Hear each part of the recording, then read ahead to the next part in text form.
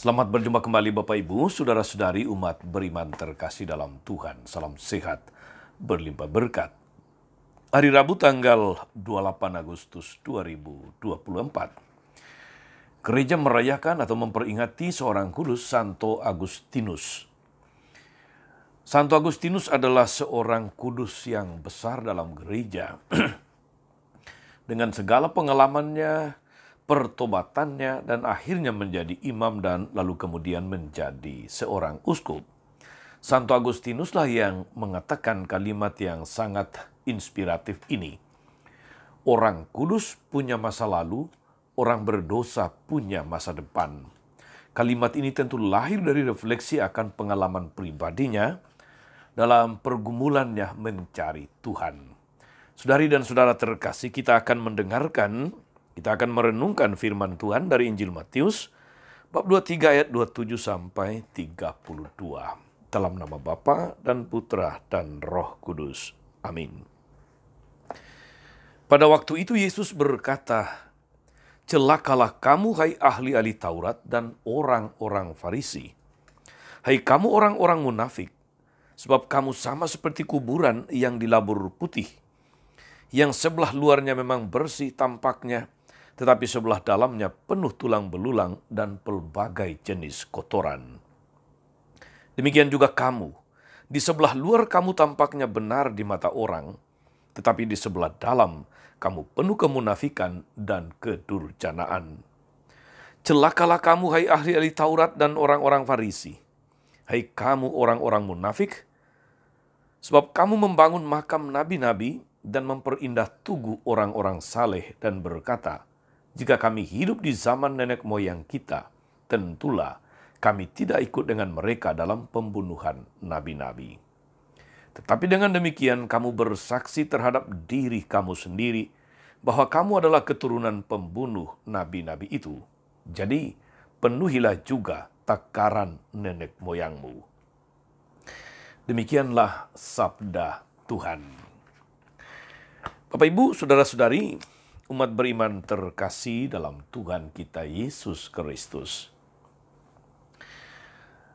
Kita sering melihat film, kita sering melihat drama, teater, apalagi kalau saudara-saudari adalah termasuk orang-orang yang sangat menyukai drakor atau drama Korea. Yang namanya drama atau film, Bapak Ibu saudara-saudari, apa yang ditampilkan itu adalah yang sesuai skenario, bukan yang menjadi fakta kenyataan pada diri para pemain dramanya. Artinya, yang ditampilkan di layar itu adalah apa yang diskenariokan untuk dilihat orang lain. Tapi itu bukan asli dari perilaku, dari cara hidup, dari kesaksian para pemain yang terlibat di sana. Karena itulah saudara-saudari kita juga mengerti dan paham bahwa ada lagu yang kemudian berjudul Panggung Sandiwara. Dunia ini bagaikan panggung sandiwara. Lain apa yang dikatakan di depan, lain yang ada di hati. Betapa tidak mudah saudara-saudari dalam hidup di mana orang dituntut untuk berdrama, untuk lain di depan, lain di belakang. Hari ini kita mendengarkan Yesus yang mencelah orang-orang Farisi, ahli-ahli Taurat dengan sabda celaka. Celakalah kamu. Sebuah ungkapan yang orang tidak ingin dengar. Orang tidak ingin dijadikan sebagai tujuan dari kalimat itu, celaka. Ketika Yesus kemudian menggunakan kuburan sebagai contoh untuk mengecam orang Farisi dan ahli Taurat, Yesus bertolak dari kebiasaan kaum Yahudi pada masa itu. Setiap orang yang menyentuh mayat tulang belulang orang mati, maka dia menjadi najis selama 7 hari. Kuburan itu mungkin dicat dengan indah, tetapi di dalamnya hanya ada tulang belulang, hanya ada tubuh yang rusak. Kembali menjadi tanah. Yesus mensejajarkan orang-orang Farisi dan ahli Taurat yang munafik. Apa yang mereka tampilkan kepada khalayak ramai, kepada publik, seringkali sangat indah dan begitu mempesona. Tetapi lain kabar, lain rupa, lain cerita, lain faktanya. Hati kaum munafik itu penuh dengan keculasan, penuh dengan iri hati dan dengki. Ketamakan, loba. Maka setiap orang beriman yang tidak memperhatikan kemunafikan ini, justru akan dicemari oleh kebusukan hati mereka. Dengan kata lain, Yesus mau mengatakan bahwa kaum Farisi dan ahli-ahli Taurat, saudara-saudari, itu sama nilainya dengan kubur itu, yakni mencemarkan siapapun yang disentuhnya atau yang menyentuhnya. Orang beriman yang tidak menyadari hal ini dapat terperangkap dan berpikir seperti mereka. Dan pada akhirnya mereka pun menjadi segolongan dengan kaum Farisi dan ahli-ahli Taurat. Saudari dan saudara, umat beriman terkasih dalam Tuhan, Yesus sangat menghargai kemanusiaan. Siapapun akan diterima sepenuh hati. Dia membenci dosa, tetapi mencintai orang berdosa. Ia membenci kemunafikan, tetapi menerima orang Farisi yang kembali datang kepadanya seperti Nikodemus.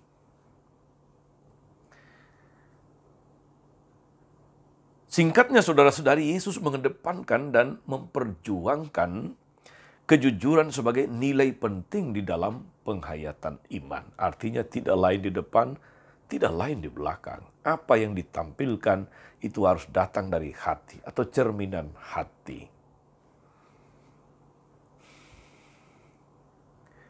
Saudari dan saudara, umat beriman terkasih, Yesus lalu mendorong para pengikutnya untuk bertindak jujur, untuk memiliki lurus hati dan siap berjuang untuk menegakkan kebenaran dan keadilan. Saudari dan saudara, umat beriman terkasih dalam Tuhan, kita dipanggil sebagai orang-orang beriman supaya tidak menjadi orang-orang yang suka berdrama. Yang lain di depan, yang lain di belakang. Sebab berdrama itu berarti sebetulnya mengenakan topeng lain yang tampak sebetulnya lain isi dalamnya. Janganlah menjadi orang beriman yang bertopeng. Janganlah menjadi orang beriman yang suka berdrama. Sebab di mata Tuhan tidak ada yang tersembunyi. Karena itu saudara-saudari, kita dipanggil, kita diajak oleh firman Tuhan hari ini untuk menjauh dari kemunafikan. Untuk menjauh dari sikap yang suka berdrama, suka memakai topeng, apalagi topeng kemunafikan. Kita diajak untuk menjadi pribadi-pribadi yang lurus hati. Yang apa yang ditampilkan di depan merupakan ungkapan isi hati. Yang keluar dari mulut menjadi cerminan kedalaman hati dan jiwa. Moga-moga saudara-saudari, firman Tuhan hari ini meneguhkan kita untuk belajar menjadi pribadi-pribadi yang tulus, pribadi-pribadi yang jujur, pribadi-pribadi yang lurus hati. Dengan demikian, kita tidak menjadi celaka seperti yang dikecam oleh Tuhan. Tuhan Yesus memberkati.